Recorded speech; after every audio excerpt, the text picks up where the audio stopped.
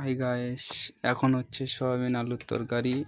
আপনারা দেখুন, সঙ্গে থাকুন।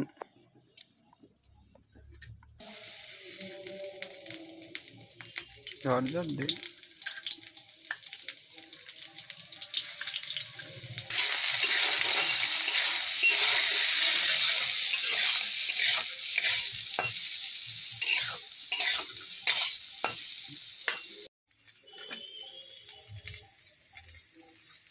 হাই গাইস, দেখুন সয়াবিন আলুর তরকারি হচ্ছে।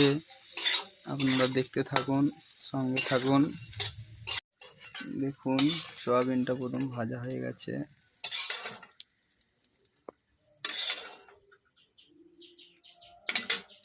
পাগলা চোদা।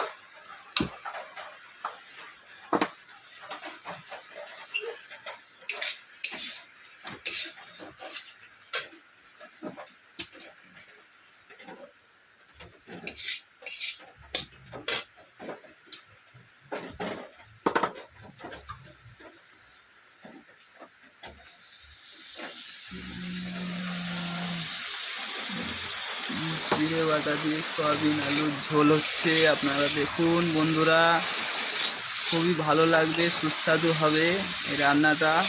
আপনারা বাড়িতে করে খেয়ে দেখতে পারেন, অবশ্যই ভালো লাগবে। তার জন্য সয়াবিনটাকে আগে ভালো করে জলে সিদ্ধ করে নিয়ে ভেজে নিতে হবে কড়া করে। তারপরে জিরে বাটা দিয়ে মশলাটা আলু দিয়ে কষিয়ে নিতে হবে। আলুটাও সিদ্ধ করে নিতে হবে। এবার এর ওপর থেকে দেবে হালকা একটু গুঁড়ো লঙ্কা।